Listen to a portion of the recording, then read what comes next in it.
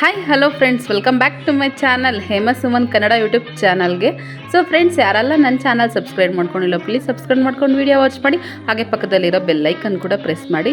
So friends, ಇವತ್ತು ನಾನು ನಿಮಗೆ ಕೇರಳ ಸ್ಟೈಲ್ ಸೈಡ್ ಡಿಶ್ ಆಗಿ ಒಂದು ಗ್ರೇವಿ ತೋರಿಸ್ಕೊಡ್ತಾ ಇದ್ದೀನಿ. ಈ ಗ್ರೇವಿ ಪೂಟು ಅಂತ ಒಂದು ಡಿಶ್ ಮಾಡ್ತಾರೆ, ಅದಕ್ಕೆ ಸೈಡ್ ಡಿಶ್ ಆಗಿ ಮಾಡ್ಕೋತಾರೆ ಈ ಡಿಶ್ನ ಕೇರಳದವರು.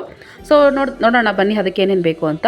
ಸ್ವಲ್ಪ ಕಾಯಿ ತುರಿ ತೊಗೊಂಡಿದ್ದೀನಿ, ಟೊಮೆಟೊ, ಈರುಳ್ಳಿ, ಈಗ ಇದಕ್ಕೆ ಹೆಸ್ರು ಕಾಳನ್ನ ತೊಗೊಂಡಿದ್ದೀನಿ. ಈಗ ಒಂದು ಕುಕ್ಕರ್ ಇಟ್ಕೊಂಡು ಒಂದು ಸ್ವಲ್ಪ ನೀರು ಹಾಕ್ಕೊಂಡು ಅದಕ್ಕೆ ಹೆಸ್ರು ಕಾಳನ್ನ ಹಾಕ್ಕೊತಾ ಇದ್ದೀನಿ. ಇದಕ್ಕೆ ಈರುಳ್ಳಿ ಹಾಕ್ತಾಯಿದ್ದೀನಿ, ಕಟ್ ಮಾಡಿರೋದಂತ ಈರುಳ್ಳಿ ಮತ್ತು ಟೊಮೆಟೊ ಹಾಕ್ಕೊತಾ ಇದ್ದೀನಿ. ಮತ್ತು ಇದಕ್ಕೆ ಆ ತೆಂಗಿನಕಾಯಿ ತುರಿನ ನಾವು ತುರ್ಕೊಂಡಿರ್ತೀವಲ್ಲ ಅದನ್ನು ಕೂಡ ಇದಕ್ಕೆ ಹಾಕ್ಕೊಂಡು ರುಚಿಗೆ ಎಷ್ಟು ಬೇಕೋ ಅಷ್ಟು ಉಪ್ಪನ್ನ ಹಾಕ್ಕೊತಾ ಇದ್ದೀನಿ. ಸೊ ಇದಕ್ಕೀಗ ಒಂದು ಅರ್ಧ ಸ್ಪೂನ್ ಆಗೋಷ್ಟು ಅರಿಶಿನ ಪುಡಿ ಹಾಕ್ತಾಯಿದ್ದೀನಿ, ಒಂದು ಸ್ಪೂನ್ ಆಗೋಷ್ಟು ಸಾಂಬಾರು ಪುಡಿನ ಹಾಕ್ತಾಯಿದ್ದೀನಿ, ಮತ್ತು 1 ಸ್ಪೂನ್ ಆಗೋಷ್ಟು ನಾನು ಚಿಲ್ಲಿ ಪೌಡ್ರನ್ನ ಹಾಕ್ತಾಯಿದ್ದೀನಿ, ಒಂದು ಅರ್ಧ ಸ್ಪೂನ್ ಆಗೋಷ್ಟು ಧನಿಯಾ ಪುಡಿನ ಹಾಕೋತಾ ಇದ್ದೀನಿ. ಇಷ್ಟನ್ನು ಹಾಕ್ಕೊಂಡು ಮಿಕ್ಸ್ ಮಾಡಿಕೊಂಡು ಇದು ಸ್ವಲ್ಪ ಕುದೀಲಿ. ನಮಗೆ ನೋಡಿ ಕುದೀತಾ ಇದೆ.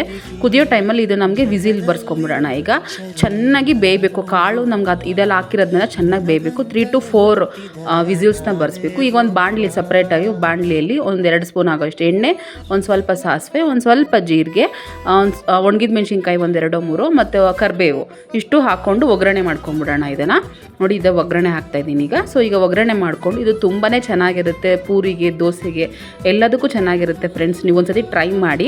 ಸೊ ನೋಡಿ ಬೆಂದು ನೋಡಿ ಈ ಥರ ಆಗಿದೆ. ಚೆನ್ನಾಗಿ ಸ್ನ್ಯಾಶ್ ಮಾಡ್ಕೊಂಡಿದ್ದೀನಿ ನಾನು. ಚೆನ್ನಾಗಿ ಸ್ನ್ಯಾಶ್ ಮಾಡಿಕೊಂಡು ಈಗ ಒಗ್ಗರಣೆ ನಾವು ಹಾಕ್ಕೊಂಡಿರ್ತೀವಲ್ಲ ಅದಕ್ಕೆ ಇದನ್ನು ಹಾಕ್ಕೊಂಬಿಡೋಣ. ಹಾಕ್ಕೊಂಡು ಒಂದು ಸ್ವಲ್ಪ ಒಂದು 5 ನಿಮಿಷ ಅಷ್ಟು ಕುದಿಸ್ಕೋಬೇಕು. ನಾವು ಏನು ಹಾಕೋದೇನು ಬೇಕಾಗಿಲ್ಲ ಇದಕ್ಕೆ, ನಾವೆಲ್ಲ ಹಾಕಿರ್ತೀವಲ್ಲ, ಇನ್ನೇನು ಬೇಡ.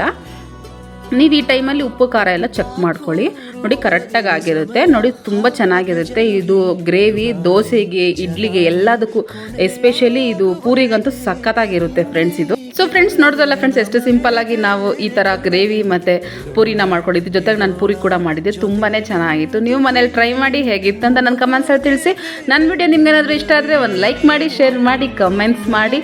ಸೊ ನನ್ನ ಚಾನಲ್ ಕೂಡ ಸಬ್ಸ್ಕ್ರೈಬ್ ಮಾಡ್ಕೊಳ್ಳಿ ಫ್ರೆಂಡ್ಸ್. ಸೊ ನಂದು ಯೂಟ್ಯೂಬ್ ಚಾನಲ್ ಕೂಡ ಇದೆ, ಇನ್ಸ್ಟಾಗ್ರಾಮ್ ಚಾನಲ್ ಕೂಡ ಇದೆ, ಅಲ್ಲಿ ಹೋಗಿ ಫಾಲೋ ಆಗಿ. Thank you, tata, bye.